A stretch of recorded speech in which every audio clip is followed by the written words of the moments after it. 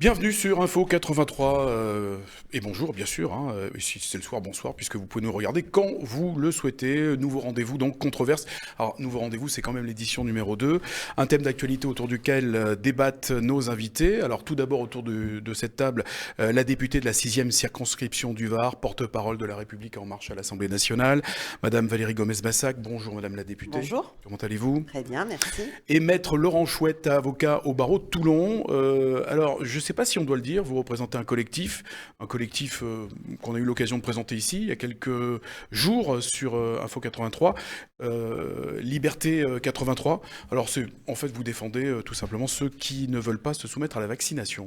Est-ce que j'ai bien résumé? Oui, bonjour Thierry, bonjour madame. Effectivement, alors c'est un comité très informel. Il a été question, comme nous l'avions expliqué lors d'une précédente émission, d'essayer de réunir des avocats qui étaient sensibilisés au sort qui a été réservé aux soignants qui, à partir du 15 septembre, se sont trouvés évincés de leur emploi et privés de rémunération. Donc voilà, on est un certain nombre, pas très nombreux. Et ça, c'est pas normal. Nous estimons que c'est excessif. Voilà. C'est-à-dire qu'on est dans une mesure excessive. On s'en expliquera si vous voulez. Bien sûr. Alors l'Assemblée nationale a définitivement adopté vendredi dernier, avec 118 voix pour, 89 contre le projet de loi de vigilance sanitaire, dont la principale disposition est l'exigence du pass sanitaire au moins jusqu'au 31 juillet 2022. Un texte qui est loin de faire donc l'unanimité. C'est pas ça, Valérie? Non, c'est pas le pass qui est exigé jusqu'à fin juillet, c'est la possibilité d'y avoir recours. C'est-à-dire que si en avril ou en mai tout va bien, et on n'aura plus recours au pass. Donc c'est pas l'obligation du pass, c'est la possibilité d'y avoir recours jusqu'au 30 juillet.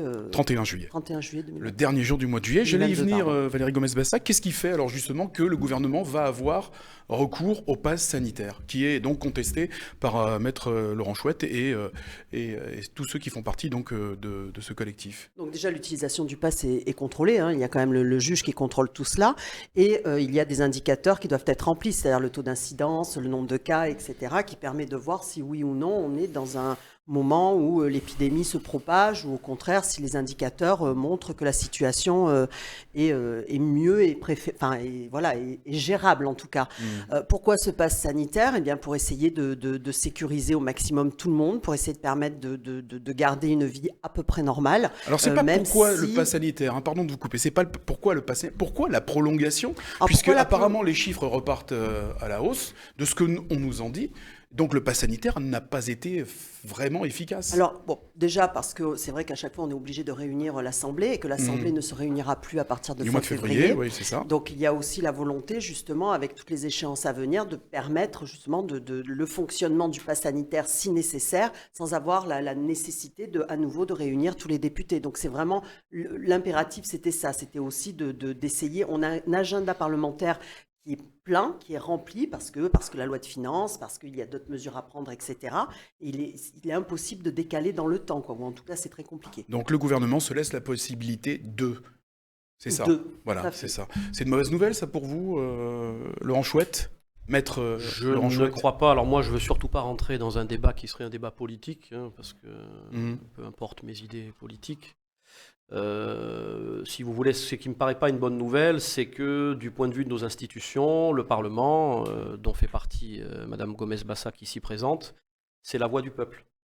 De décider aujourd'hui, alors j'entends bien le calendrier parlementaire évidemment, mais de décider aujourd'hui, contrairement à ce que certains parlementaires ou sénateurs d'ailleurs souhaitaient, c'est-à-dire que cette décision, la possibilité laissée à l'exécutif, sans revenir vers le Parlement, c'est-à-dire sans revenir vers le peuple, ou ceux qui tiennent la voix du peuple, pour être autorisés à prendre des mesures qui, on pourra revenir sur leur bien fondé, mais qui sont des mesures restrictives ou privatives de liberté, ça n'est pas effectivement très rassurant, surtout quand on va bien au-delà du calendrier parlementaire et qu'en plus on sait qu'au milieu on va avoir une élection présidentielle. Donc j'entends bien évidemment qu'on nous explique que tout ça c'est avoir les coups des franches, avoir à disposition les leviers nécessaires pour endiguer la pandémie là aussi dont on pourra reparler parce qu'il y a beaucoup de choses à dire là-dessus. Vous allez le dire. C'est pas, voilà, ça me paraît pas être une bonne nouvelle compte tenu de ce à quoi nous avons assisté depuis déjà des mois et notamment depuis la loi du 5 août. Depuis l'instauration du pass sanitaire pour un certain nombre de professions, depuis l'obligation vaccinale pour d'autres professions, et depuis les restrictions de liberté là aussi, que je ne mélange pas avec les gens que je viens d'évoquer. Hein.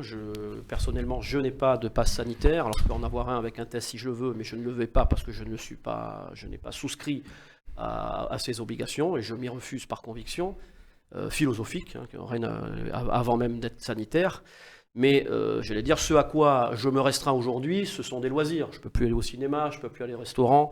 Voilà, j'en suis un peu navré, mais ce n'est pas bien méchant. Ça me navre un peu plus parce qu'économiquement, je ne suis plus en mesure d'apporter les gains que je pouvais apporter avec ma famille à ce type d'établissement.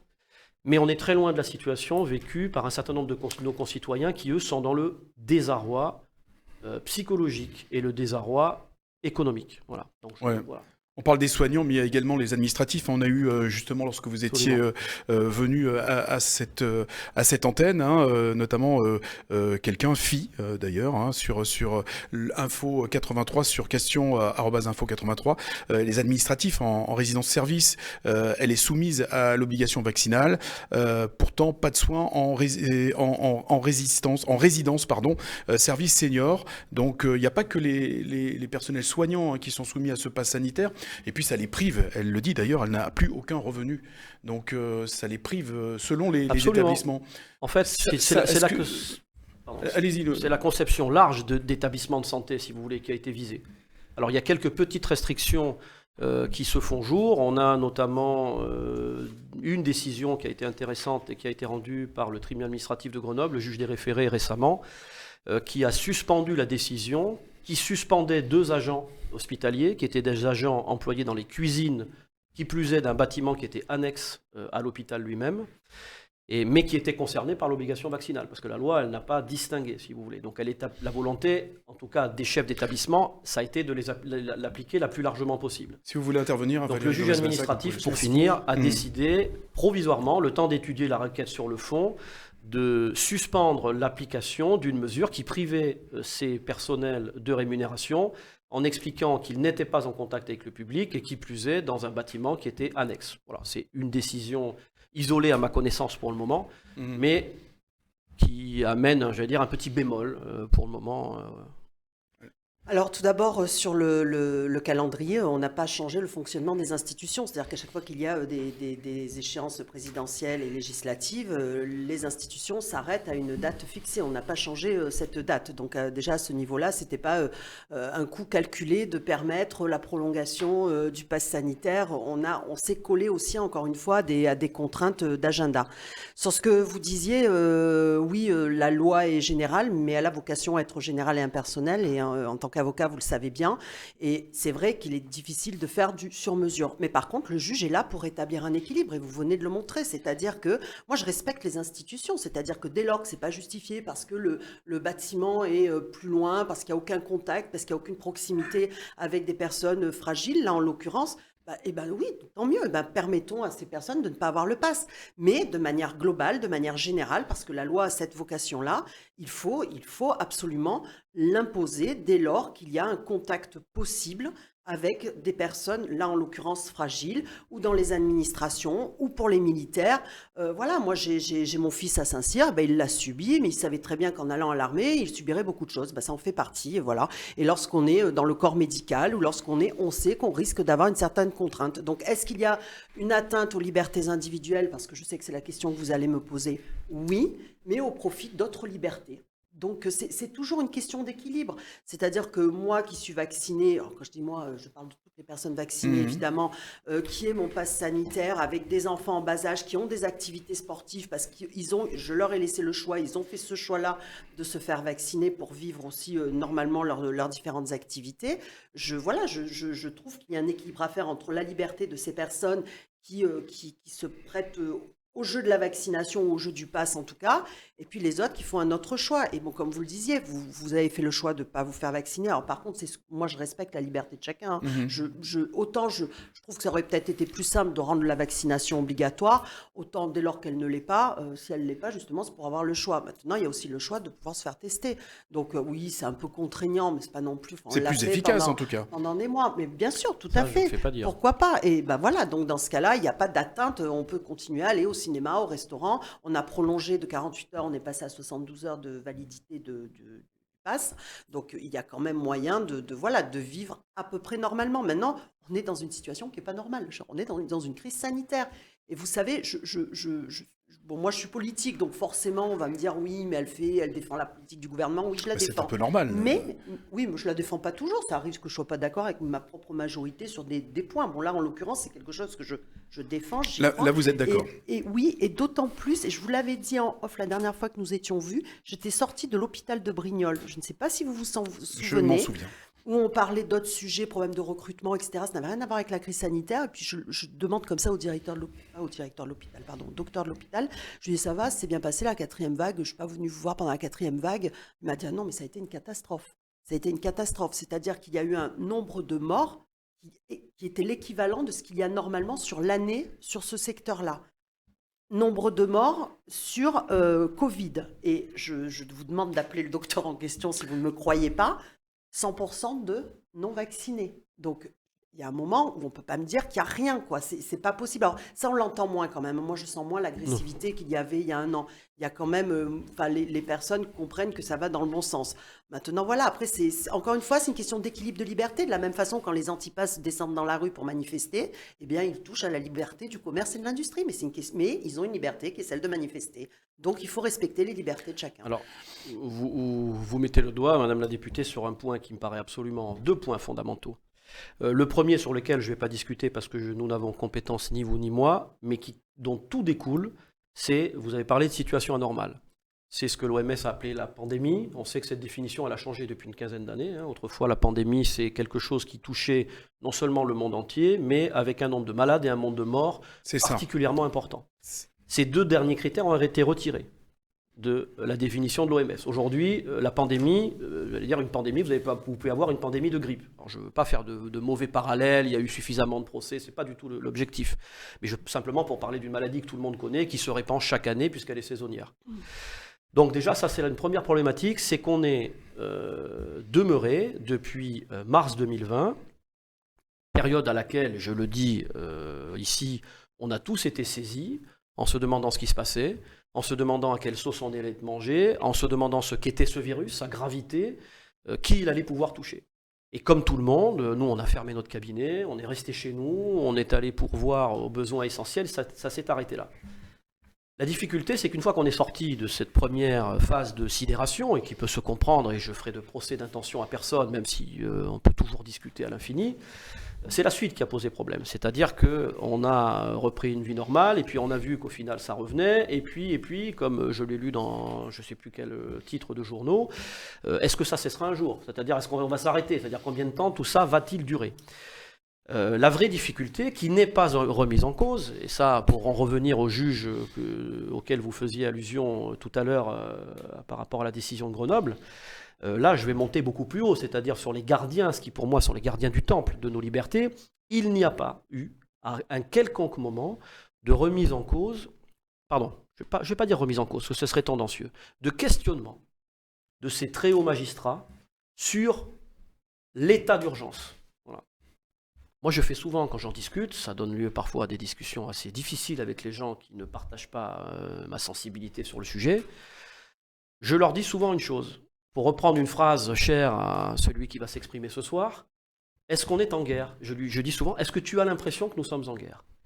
À défaut, est-ce que tu as l'impression que nous sommes dans un état d'urgence? Alors, en disant cela, je ne nie rien de tout ce qui vient d'être évoqué tout à l'heure. Je ne nie rien parce que moi-même j'ai eu le Covid. Dieu merci, sous une forme qui n'a pas été sévère, parce que j'ai connu des gens qui l'avaient eu sévère, j'en ai connu qui ont failli y passer, j'ai su que d'autres en sont morts. Donc la question n'est pas là. Bien sûr qu'on sait tout ça. On a les chiffres, on sait ce que ça représente. Fort heureusement, après cette sidération de mars-avril 2020, on a su que cette maladie, qui pouvait être grave, on sait qu'il y a des Covid longs, mais elle touche très peu de gens. Elle touche essentiellement soit des gens âgés, soit des gens faibles, et c'est heureux, même s'il n'y a pas que, et on le sait aussi. Mais le vrai problème, c'est de se reposer la question, ce qui n'est jamais fait. Sommes-nous vraiment en guerre? Sommes-nous vraiment dans un état d'urgence? Ça, c'est la première des choses. Et du coup, y a-t-il une proportion entre les mesures que nous mettons en place et les atteintes qui sont portées? Je reviendrai, si vous le permettez, tout à l'heure sur le sort réservé aux soignants qui ne sont pas vaccinés. et ce contre quoi on veut lutter. Et c'est le cœur de mon sujet aujourd'hui. C'est pas de nier quoi que ce soit, et vous avez raison, la caricature, elle a jamais amené à rien. C'est vrai que c'est là où le bas blesse, le merci Laurent Chouette, c'est là où le bas blesse d'ailleurs, Valérie Gomez-Bassac, ça touche très peu de monde, et la question va se reposer avec certainement peut-être l'annonce de l'obligation d'une 3e dose. Alors, ce soir par Emmanuel Macron. À partir de quel moment est-ce qu'on peut considérer qu'on est en état d'urgence ou non? C'est vrai que c'est une question, moi ça me dérange pas de la poser, mais la réponse est impossible, parce que pourquoi les chiffres là ne sont pas catastrophiques? Parce qu'il y a le pass sanitaire, parce qu'il y a la vaccination et parce qu'il y a les gestes barrières, parce qu'il y a tout ça. Si vous lâchez tout de tous les côtés, l'état d'urgence, on va même pas se la poser la question, il y sera. Donc le but c'est encore une fois d'arriver à contenir toute cette situation. Et puis il faut arrêter d'en faire, alors là pour le coup je suis d'accord avec vous, il faut arrêter d'en faire un sujet politique. Je rappelle quand même que c'est mondial, hein. Les mesures que l'on prend, vous regardez à droite, à gauche, ça se passe exactement de la même façon, avec des décalages, avec des adaptations, avec des choix aussi, parce qu'on n'a pas tous les mêmes systèmes de santé, parce qu'on n'a pas, certains vont même beaucoup plus loin, d'autres reconfinent. Nous, on essaie de tout faire pour justement ne pas reconfiner, parce que psychologiquement et économiquement et socialement, je pense que ça serait une catastrophe. Mais pour cela, jouons le jeu. Je veux dire, jouons le jeu de la vaccination ou du moins du pass sanitaire. Alors oui, bien sûr que le pass sanitaire, il y a une volonté d'inciter à la vaccination. Pourquoi ne pas la rendre obligatoire? On peut toujours se poser la question. Mais bon, parce que laisser un peu dans de la liberté communication, aussi, ça passe pas auprès de la population. Parce qu'on on se rend compte, ou on peut penser qu'il y a une hypocrisie à ne pas parler de vaccin obligatoire et empêcher par le pass sanitaire d'avoir une vie quasi normale, enfin normale. Non, c'est aussi permettre, vous savez, quand la crise a commencé, vous l'avez dit, hein, vous l'avez reconnu aussi, c'est que personne ne savait.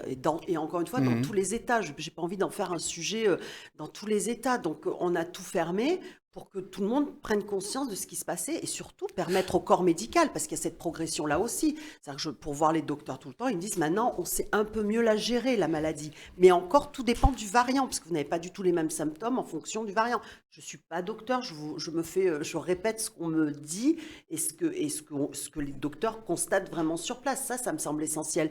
Alors, est-ce qu'il y a une hypocrisie? Je vais répondre.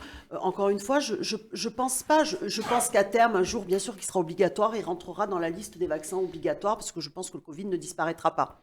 C'est une opinion purement personnelle. Mais on arrivera à maîtriser ce coronavirus comme les autres. Trop tôt. Vous voyez, on voit de plus en plus quel type de vaccin correspond à telle personne, en fonction de l'âge, en fonction...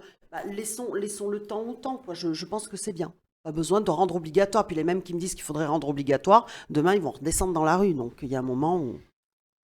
c'est la communication, hein, surtout qui est dénoncée. Hein. C'est ça. Oui, mais vous mettez le doigt sur quelque chose d'essentiel. C'est pas moi qui militerai pour la vaccination obligatoire, pour des raisons que vous comprendrez sans doute. Mais on peut du coup s'interroger. Parce que ça aurait au moins le mérite, et là je vous rejoins, d'une certaine cohérence. Donc une des vraies questions qu'on est en droit de se poser, pourquoi cette incohérence? C'est-à-dire pourquoi ne pas aller au bout et nous imposer, alors vous avez dit, vous n'êtes pas la seule à le dire, hein, que le pass sanitaire, j'ai même lu, la une de Journal du Dimanche, avec un malade à l'hôpital, intubé, 500 000, évidemment, l'OMS vient de jeter un chiffre qui, une fois de plus, va plonger la France et l'Europe dans la stupeur, l'angoisse, etc. Bon, c'est un bon moyen de parvenir à ce qu'on souhaite obtenir des populations. Je n'invente rien, hein, c'est vieux. Vieux comme la Boétie, et peut-être même avant lui. Mais bref. Donc, une des vraies questions, c'est pourquoi? Donc, il n'y a pas d'obligation, et du coup, on a un pass. Alors pardonnez-moi, je ne vois pas, moi je ne suis pas médecin non plus, et je ne me garde bien, certains m'y renvoient d'ailleurs de temps en temps, de mes contradicteurs, mais c'est pas parce qu'on n'est pas médecin, c'est pas parce qu'on n'est pas un scientifique, un biologiste, un épidémiologiste, un virologue, qu'on n'est pas en droit d'avoir une opinion, hein, tout comme un citoyen a le droit d'avoir une opinion sur la peine de mort, sur le bracelet électronique ou la peine d'emprisonnement, et que sais-je encore. La vraie difficulté, c'est qu'on nous dit le pass maîtrisé. Attendez, excusez-moi, je ne comprends pas. Je ne vois pas comment on peut prétendre avoir maîtrisé quoi que ce soit avec un instrument dans lequel on a décidé, je voulais par un peu de manière provocatrice, mais je le pense, punir ceux qui ne sont pas vaccinés en disant vous n'irez ni au cinéma, ni au restaurant, ni au musée, ni à un concert, etc. Mais par contre, en y autorisant tous ceux qui sont vaccinés, dont nous savons aujourd'hui, et ça ce sont les sources officielles, ce n'est pas des sources autres, voilà, que les vaccinés, et j'ai envie de dire malheureusement, et d'ailleurs certains en sont déçus et même en colère parce qu'ils ont l'impression qu'on les a trompés, que ils peuvent être contaminés, c'est-à-dire le virus continue de circuler. On a même un médecin qui revient, alors il a beaucoup changé ce médecin, mais qui nous dit aujourd'hui que ça ne sert à rien, il est souvent sur les plateaux, ça ne sert à rien, le virus circule pareil. Exactement. Et non seulement il circule pareil, mais une fois que vous êtes contaminé, vous êtes aussi contagieux que les autres. Bon, encore une fois, je ne me réjouis pas, ce n'est pas une bonne nouvelle.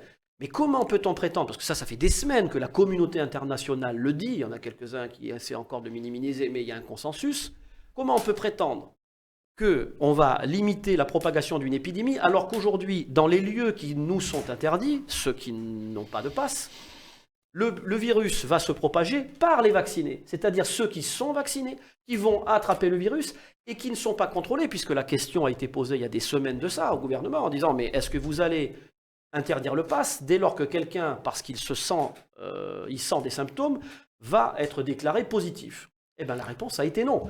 Bon, alors là, moi, je veux bien ne pas être scientifique, mais là, on est dans un non-sens absolu. Donc, je ne vois pas comment prétendre contrôler l'épidémie avec ça. Voilà. Vous vouliez répondre, Valérie Oui, je ne Gomez peux pas Bassac. répondre. Je veux juste donner quelques précisions. C'est-à-dire que... Oui, voilà. Non, c'est qu'en fait, on n'a peut-être pas toujours été très bon en communication, je veux bien vous l'accorder, mais on était face à quelque chose d'inconnu. Donc nous, on n'a peut-être pas été bons, mais même les médecins, moi je faisais des plateaux télé où les médecins entre eux n'étaient pas d'accord, on n'avait pas la même appréhension du virus ou de la façon de le soigner, etc. Donc on s'est tous adaptés au fur et à mesure et on adapte tout au fur et à mesure. Maintenant, il y a une chose sur laquelle on l'a toujours dit dès le départ, vous pouvez ressortir toutes les vidéos que vous voulez, c'est qu'il n'y avait pas vocation à ce que ça supprime la maladie, hein. Ça évite les formes graves. Ça a toujours été dit. C'est ce qui a été dit après, madame. Non. Sur le vaccin, ça a été dit. Je vous laisse finir, je vous réponds après. Politiquement, en tout cas, de ceux que je connais, de ma majorité. Alors là, je fais une seconde. On a toujours dit attention, méfiance. Pour l'instant, la seule chose qui est garantie, c'est que ça évite les formes graves et les formes, voilà, les réa et la mort, quoi. Hein, soyons clairs. Oui, mais il y en a encore un petit pourcentage. Il y en a encore un petit pourcentage.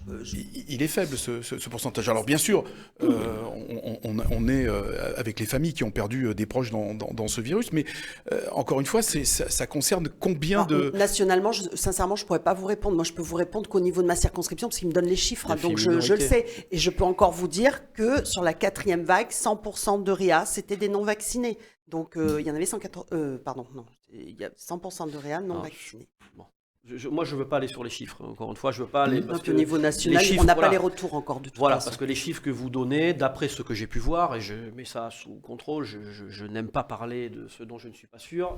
Effectivement, les chiffres de données, plus de 80%, c'est des données, d'après ce que j'ai pu voir, 31 mai, 11 juillet. C'est-à-dire qu'on est avant l'allocution du président de la République du 12 juillet qui a entraîné une vague massive de vaccination. Encore une fois, à vérifier. Je ne suis pas sûr qu'on ait les chiffres depuis. Tout ce qu'on sait, c'est que d'autres pays qui ont massivement vacciné ont vu, et c'est légitime puisqu'on sait que maintenant, ils peuvent être aussi contaminés et donc contaminants, ont vu le pourcentage de malades graves et en réanimation augmenter dans leur service. Encore une fois, c'est légitime à partir du moment où on a compris qu'il n'y avait pas de barrière. Alors là où je ne suis pas en accord avec vous, et je pense que la communication, j'ai même entendu un de vos confrères, Thierry, Monsieur Pro, évoquer le mot mensonge, et il a raison de l'évoquer. Il a raison. Alors, vous avez raison de dire que, effectivement, depuis le départ, à commencer par M. Fischer, qu'on appelle M. Vaccin, il a été dit qu'on ne savait pas si le vaccin allait limiter la propagation. C'est vrai que ça a été dit. Pour autant, dans toutes les communications, sur les plateaux télé et les affiches, d'ailleurs, tous vaccinés, tous protégés, en est la meilleure démonstration. Il faut quand même savoir à qui on s'adresse. On ne s'adresse pas à ces scientifiques, on s'adresse au peuple. Ça a été compris, et encore une fois, d'où la réaction de votre confrère, comme je me vaccine pour me protéger et je me vaccine pour ne pas tuer papy et mamie. Là aussi, je ne citerai pas le médecin, mais si vous l'avez vu, on saura à qui je fais allusion. Donc, vaccine-toi, toi, adolescent, même les enfants, puisqu'il est question... pas au niveau du gouvernement, mais en tout cas au niveau des laboratoires et d'un certain nombre de pays déjà de vacciner les jusqu'à 5 ans, tu protèges papy et mamie. Alors qu'on nous dit aujourd'hui, les mêmes, en tout cas les études sérieuses, nous disent, peut-être que ça freine, on ne sait pas trop d'ailleurs dans quelle mesure, mais admettons-le, pourquoi pas, mais en tout cas ça ne peut pas empêcher. Ça n'empêche pas d'avoir, vous avez l'ancien président de l'INSERM et de l'Institut Pasteur qui vous dit encore, tant qu'on n'aura pas vacciné la planète, on ne s'en sortira pas. Et encore. Et là, pour moi, on bascule dans une dystopie. C'est-à-dire que, enfin, là, honnêtement, je le dis, on est dans l'utopie totale. Vacciner la planète. Mais comment on peut imaginer qu'on va un jour vacciner la planète? Ni vacciner, ni faire quoi que ce soit avec la planète entière. On est bientôt 8 milliards avec des populations. On a déjà du mal à contrôler la nôtre, et Dieu sait que le gouvernement s'y emploie avec force depuis déjà de nombreux mois. Mais je ne vois pas comment vacciner la planète. Donc, si vous voulez... Après, je laisserai la parole, je reviendrai sur ce qui me paraît plus essentiel, c'est la maltraitance au peuple. Voilà. Encore une fois, on a parlé de ceux qui sont malades, de ceux qui meurent. Moi, je voudrais qu'on parle, parce que c'est ce qui me tient à cœur en tant qu'avocat et en tant qu'homme, de tous ceux qu'on maltraite. Ceux qu'on maltraite, c'est-à-dire ceux qui ne veulent pas... C'est le reste de la population, c'est pas moi, c'est pas mon cinéma, c'est pas mon resto, parce que c'est la etc. question essentielle aussi, hein, c'est ceux qui ne veulent pas se faire vacciner, et ils ont le droit. Oui. Ils ont le droit. Alors, et c'est tous ceux qui c'est là peut-être où est l'incohérence. refuseront la troisième dose. J'en connais qui me disent aujourd'hui la troisième dose, c'est non parce qu'on m'a escroqué. Et qui refuseront certainement la troisième dose qui va être certainement imposée et obligatoire, en tout cas pour que le pass sanitaire soit valable. Alors, moi, alors, j'entends tout ce qui se dit. Bon, de toute façon, on sera jamais d'accord sur cette approche. Encore une fois, il y a une liberté qui est de ne pas se vacciner. Elle existe, il suffit de se faire tester. Maintenant, quand je vous entends dire on va vacciner la planète, oui, ça a été déjà vu pour d'autres maladies, ça a été déjà vu pour d'autres, enfin, ou en tout cas une grande partie de la planète. Comment? Par la solidarité. Il faut qu'on continue à donner des vaccins à des pays pauvres qui en ont besoin. Et oui, il faut aller plus loin. Et encore une fois, on évite les morts et les cas graves. C'est quand même l'essentiel. Donc oui, mes enfants sont... quand je dis les miens, c'est encore une fois dans les familles de vaccinés. Les enfants sont vaccinés pour protéger les grands-parents, pour se protéger eux-mêmes, pour vivre à peu près normalement. Les gamins qui font du basket, du volley, etc., ils en ont marre de se faire tester toutes les 3 secondes, ils se font vacciner. Et ça va. Vous parlez de ces gens maltraités, de ces gens qu'on n'écoute pas. En fait, mais ces moi, gens maltraités, je vais vous en parler. J'ai envie de vous parler des 80% qui sont vaccinés, qui il y a des personnes qui travaillent dans le paramédical ou l'administratif dans des entreprises ou des établissements médicaux qui aujourd'hui sont exclus de leur travail parce qu'ils ne veulent pas se faire vacciner et c'est un droit qu'ils ont. Une personne dans un centre sur tous les autres qui sont vaccinés. Les EHPAD, c'est pareil. J'en ai combien sur ma circonscription? J'en fais combien? Combien de personnes ont refusé, ont été exclues? Alors oui, c'est peut-être trop déjà, je suis d'accord, parce que ces personnes-là, même si elles sont... c'est trop de les priver de leur salaire. C'est peut-être, bien sûr, mais alors je ne dis pas que c'est trop de les priver, je dis qu'elles ont un choix de se faire vacciner ou pas. Elles sont dans des métiers où elles ont des contacts avec des personnes fragiles. Moi, si j'ai des personnes âgées de ma famille qui sont dans un EHPAD, j'ai pas envie qu'une personne non vaccinée ait affaire à elle. Je suis désolée. Donc je peux comprendre la décision, c'est pour ça d'ailleurs que je soutiens la politique du gouvernement en ce sens. Et quand je fais le tour des EHPAD, et là j'y étais encore la semaine dernière, je vois bien que dans l'ensemble ça se passe bien. Pourquoi toujours parler du négatif, du pourcentage de personnes qui n'acceptent pas, qui ne sont pas d'accord et qui utilisent de tous les moyens pour mettre de la pression, etc. Moi, je veux bien aussi qu'on parle des 98% qui sont vaccinés ou pas vaccinés, qui font les tests, qui ont leur passe, qui disent, bon, ça va qu'on est tout le temps sur notre portable, montrer le passe avec une date de naissance, une date de naissance et que je suis vacciné, ça ne me pose pas de problème. Et je vois les restaurateurs et je vois, vous ne pouvez pas dire que je ne suis pas sur le terrain, j'y suis tout le temps. Et j'ai pu l'agressivité que j'ai pu ressentir il y a 1 an, à la même période, où en effet tout sortait et tout le monde était contre tout, quoi. Il y a eu une évolution, les gens se rendent compte que malgré tout, ça se passe bien. Mais on est tous d'accord sur un point, c'est qu'on a envie que ça finisse. Moi, je vous dis pas que j'aimerais pas ne plus me faire vacciner, ne plus avoir le pass et vivre normalement et surtout plus avoir le masque. Bien. Oui, sauf que si on pense, et c'est ma préoccupation, si on pense qu'il va falloir, parce que c'est un peu ce qu'on nous dit, éradiquer le virus pour ça, alors que beaucoup d'épidémiologistes vous disent c'est une chimère, c'est un leurre, mais ils le disent depuis longtemps. Donc encore une fois, moi, à écouter tout ça, encore une fois, moi, c'est pas mon cœur de métier, je n'en sais rien, mais à écouter ces différentes personnes et à voir qu'aujourd'hui... Mais justement, mais imaginons un instant, encore une fois, je veux pas faire de ces deux pathologies, deux maladies avec une symptomatologie et des conséquences différentes, mais imaginons... Parce qu'on sait que ça a été le cas, il y a des années où la grippe a été plus forte que d'autres et elle a entraîné une... Il n'y a pas de honte à dire qu'on ne sait pas de quoi on parle de toute façon, puisque même les médecins ne savent pas de quoi Exactement. ils parlent. Et certains changent d'avis régulièrement. L'inefficacité des vaccins, parce que là, on va revenir, parce que là, ça va repartir de plus belle avec la 3e dose. Et Maître Laurent Chouette le disait tout à l'heure. Maître Laurent Chouette le disait tout à l'heure. La 3e dose, vous avez effectivement beaucoup de personnes, et moi j'en ai dans mon entourage également, qui ont eu donc les 2 doses, qui ont été des bons petits soldats, qui ont, pour préserver la vie des autres et la leur, qui vont refuser cette troisième dose parce que, encore une fois, ils ont l'impression qu'on est allé à tâtons, on ne savait pas du tout où on allait, et on nous injecte quelque chose dans le corps.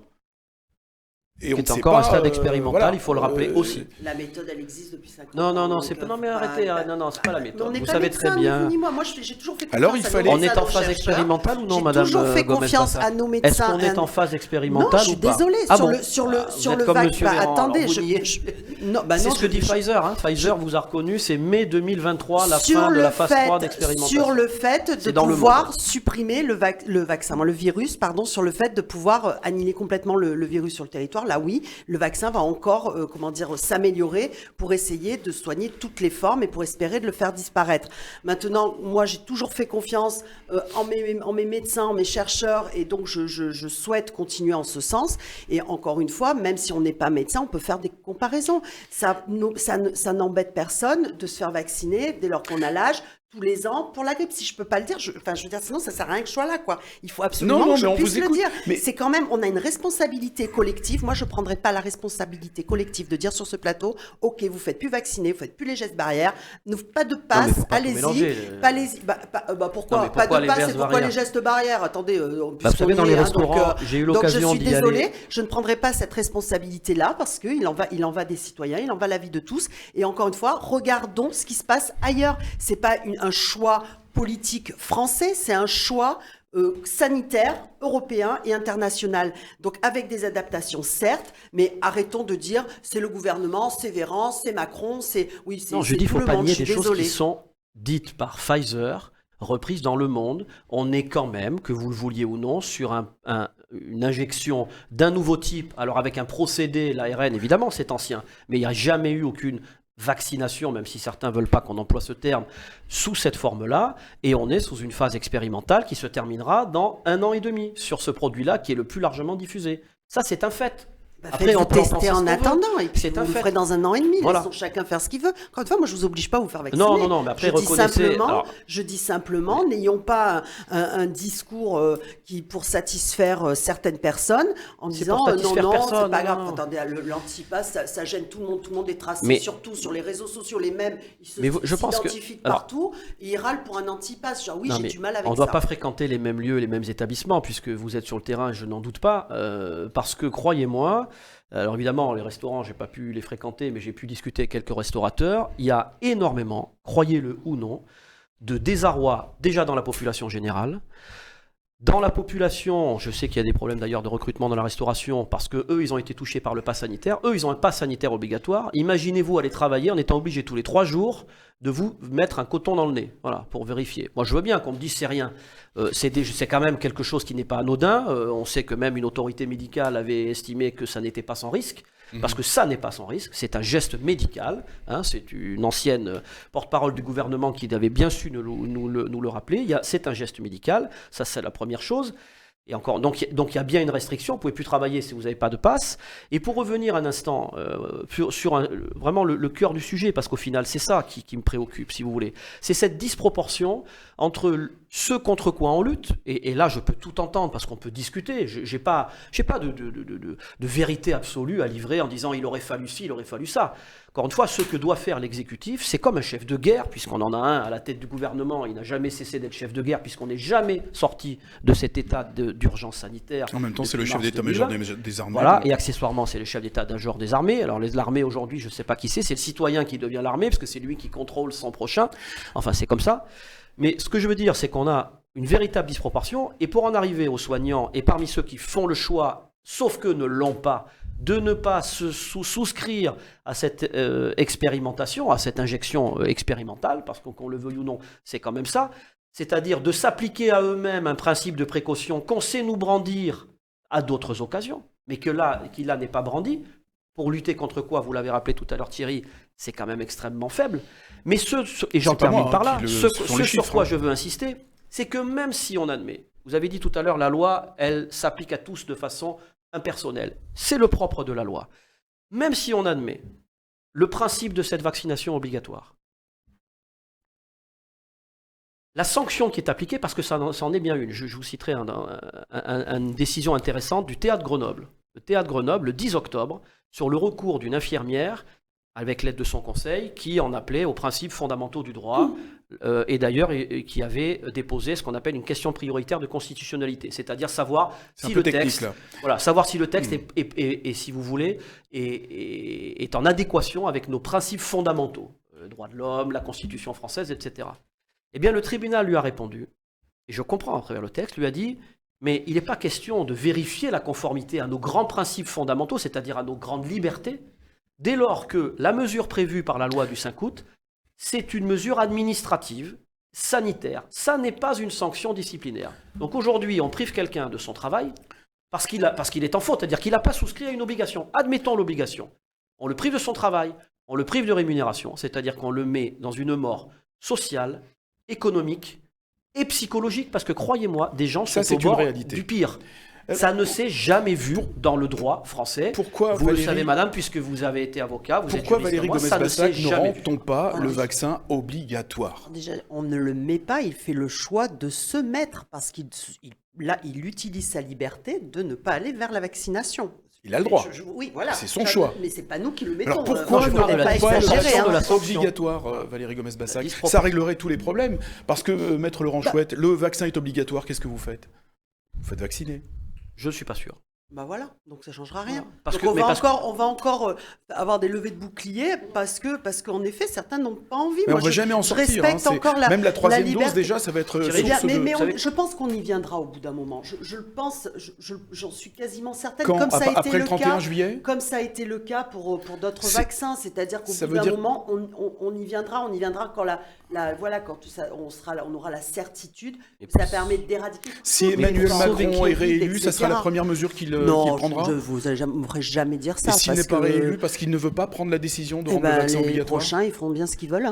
Il y a un problème aussi de confiance aussi, non ? Si le vaccin n'est pas obligatoire, c'est qu'il y a un problème de confiance dans ce vaccin. Quand on voit par exemple le British Medical Journal qui a pointé des manquements et des négligences lors des essais de la phase 3 du vaccin Pfizer de la société pharmaceutique américaine qui a été réalisée par Ventavia, aussi ça donne pas confiance. On a accès à ces informations. Parce que voilà, vous avez accès, heureusement qu'on a accès à toutes les formes d'informations. Mais on ne sait plus où on est là.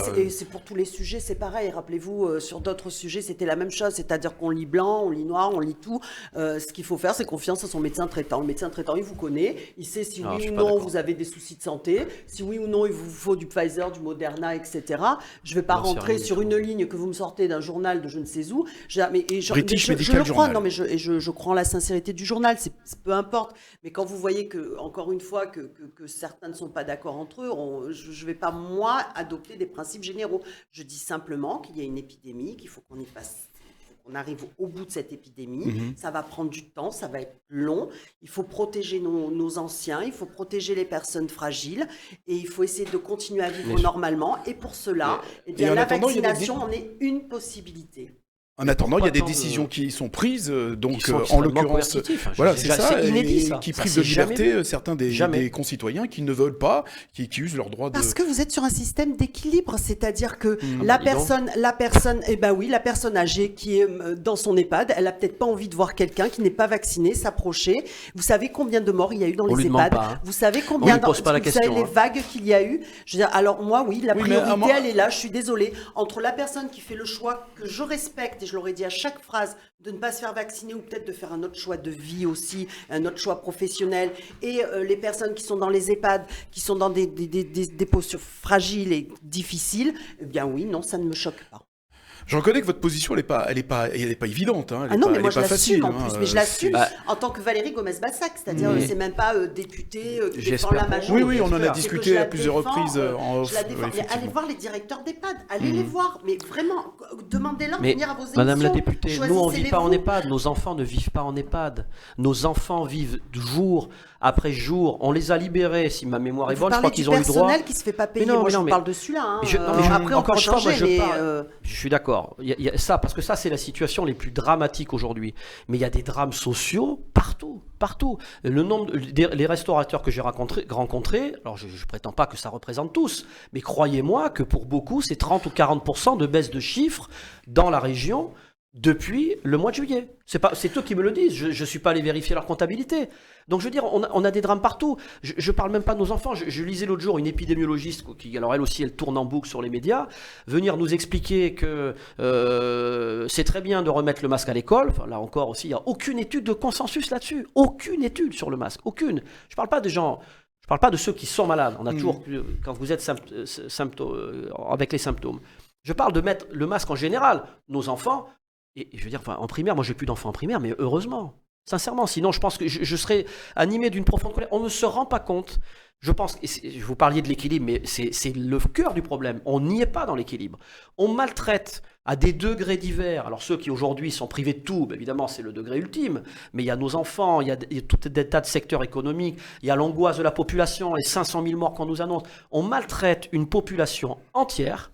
Alors évidemment, moins quand on a ses loisirs, etc. Peut-être parce qu'on fait partie l'un et l'autre de gens plutôt privilégiés, il faut le reconnaître. Je vous ai dit tout à l'heure, moi le pass, si c'est que de me priver de ça, je trouve ça stupide. Mais ça ne me gêne pas. Ça ne me gêne pas, le ciné, le resto, j'organise des repas entre amis et puis on passe de bons moments. Ça ne me prive pas d'essentiel. Il y a des gens aujourd'hui qui sont privés de l'essentiel. Nos enfants qui apprennent à lire et écrire avec des masques Est-ce qu'on a sont des privés retours, de par exemple, sur le l'essentiel. département du Var, sur l'agglomération toulonnaise, ça représente combien de personnes aujourd'hui qui seraient privées de leur salaire parce Je n'ai aucun que chiffre à justement, vous elles n'ont pas donner. le... J'ai pas de chiffre à vous donner. Alors là, sincèrement, je peux pas vous dire. Je sais qu'une chose, c'est qu'on vient d'avoir un rejet sur Toulon pour 2 soignants d'un centre hospitalier local. Donc rejet, c'est-à-dire alors, que... deux personnels de santé, c'est pas des soignants d'ailleurs, 2 personnels de santé d'un centre qui refusent hospitalier, de se faire vacciner. voilà, qui ne se sont pas fait vacciner, mais qui étaient en arrêt maladie, c'est-à-dire qui n'étaient pas aptes médicalement à occuper leur poste à la date du 15 septembre, et que l'hôpital n'a pas rémunéré. Bon, contrairement d'ailleurs à ce qui se dégage au niveau national, puisque c'est la tendance majoritaire qui a provisoirement référé invalidé ces décisions en attendant que le tribunal examine le fond du recours, eh bien Toulon a décidé, semble-t-il, de botter en touche en estimant que le recours n'était pas recevable. Donc, on en a d'autres, on va en déposer d'autres. Plus aucun revenu pour ces personnes. Plus de revenus, plus rien. C'est-à-dire rien. Ces gens vivent aujourd'hui de l'aide. Voilà. Alors je veux bien qu'on me dise, après tout, le vaccin, pourquoi pas. Oui, mais encore une fois, le vaccin, pourquoi pas, mais on nous a brandi le principe de précaution pour des tas d'autres choses et pas pour aucun revenu. Il y a un 2 poids 2 mesures. Alors qu'il y a, même pour les sans-papiers ou les migrants qui viennent sur notre territoire, il y a une aide minimale. Absolument. Alors que ces gens travaillent. Comment on peut comprendre ça? Comment est-ce que la population doit comprendre ce message? C'est encore une fois, c'est un choix de ne pas se faire vacciner, que je respecte. Donc, on incite à la vaccination, on force à la vaccination. Vous préférez que je vous dise on continue à payer des gens qui ne travaillent plus? Non, c'est pas... Non, mais vous avez des gens... Je sais pas. Alors moi, j'entends... Vous avez des gens qui arrivent de la misère, la misère, par exemple, africaine, puisqu'il y a beaucoup d'Africains qui viennent sur... Les personnes là qui ont il y a des aides. Elles auront le droit à d'autres aides à un moment donné. Là, c'est fini, mais après, elles rentrent dans le droit commun. Elles rentrent dans le droit commun après. Non, plus aucun salaire. Certains départements se sont posé la question de l'attribution du RSA. Après, elles peuvent prétendre... Au pire, il y a le RSA. Bon, mais c'est une catastrophe. Ces gens, ils ont travaillé, ils ont fait des études. Je ne suis pas en train de dire que c'est bien. Mais ils auront les mêmes droits que les autres citoyens. Il ne faut pas non plus exagérer. Mais pourquoi ne pas être allé à la rupture du contrat? C'est ça que je ne comprends pas. Je sais que la question a été posée. La question a été posée, elle a été retoquée. Au départ, il était question de la rupture, ce qui déjà était grave. Vous perdiez votre emploi. Vous vous retrouviez privé de votre emploi. Ce qui d'ailleurs, c'est ce que je voulais aujourd'hui, pour faire un parallèle, quelqu'un qui n'est pas vacciné, c'est-à-dire qu'il déroge à une obligation légale posée par la loi du 5 août 2021. Il ne respecte pas la loi. Ok. On me dit, le tribunal le dit, enfin, moi ça me paraît une dystopie juridique, mais totale, c'est-à-dire une hérésie juridique. Vous dire, on n'est pas en disciplinaire, c'est pas une sanction. Mais c'est quoi si c'est pas une sanction? Ça veut dire qu'à l'inverse, et j'avais déjà pris cet exemple, le même agent qui va taper dans la caisse ou qui va mettre son poing dans la figure de son patron et qui, lui, va être démis de ses fonctions pour faute grave, lui, on va préserver pour lui tout l'arsenal des droits fondamentaux, respect de la procédure, contradictoire, procédure disciplinaire, pour être sûr que ces droits sont respectés. S'ils ne le sont pas, il pourra faire annuler la décision.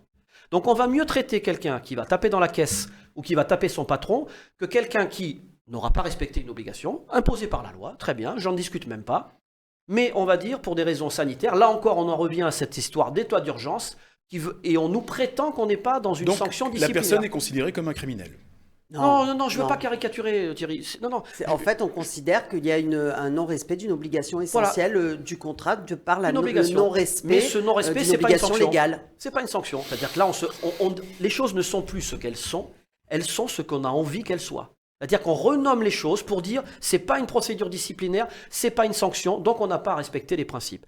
Là, on est, si vous voulez, pour moi, en tant que juriste, dans une dérive de notre état de droit, je le dis comme je le pense, qui me paraît gravissime, profondément gravissime.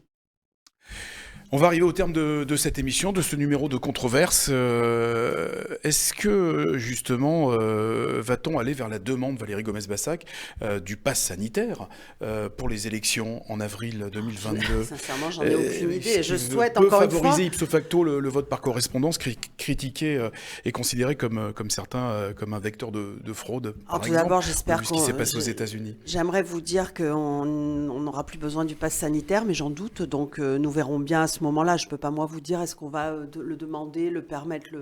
Au moment des élections, je ne sais pas. Tout dépendra de l'évolution de cette crise sanitaire. Maintenant, sur le vote à distance, bon, ça, c'est pas propre à notre majorité. C'est qu'on est nombreux, dans tous les partis, il y a vraiment un doute sur la fiabilité du vote à distance, tout à fait. C'est très très compliqué à mettre en œuvre et à s'assurer de qui vote, de la traçabilité, fameuse traçabilité encore, donc assez compliqué. Merci Valérie Gomez-Bassac, merci Maître Laurent Chouette. Je rappelle que cette émission a été enregistrée aujourd'hui 9 novembre, un peu avant midi, avant l'allocution du président de la République Emmanuel Macron, donc qui s'exprimera ce soir. Je ne vous pose pas de questions, puisque certainement que vous n'avez aucune information à nous donner. Oh, je ne les dirai pas. Ah, vous avez les informations. Eh bien, nous allons vous passer à la question tout à l'heure autour d'un café. Merci de nous avoir suivis. Bien évidemment, il n'y a pas de réponse à cette question précise. Bien sûr, c'est liberticide, bien sûr, évidemment, mais il y a toujours le pour et le contre. Merci de nous avoir suivis sur Info 83. Et puis, n'hésitez pas à nous poser les questions que vous souhaitez sur questions@info83.fr et à nous faire part de vos commentaires en dessous de cette vidéo. Merci à tous les deux. Merci beaucoup. Et merci encore de nous avoir suivis.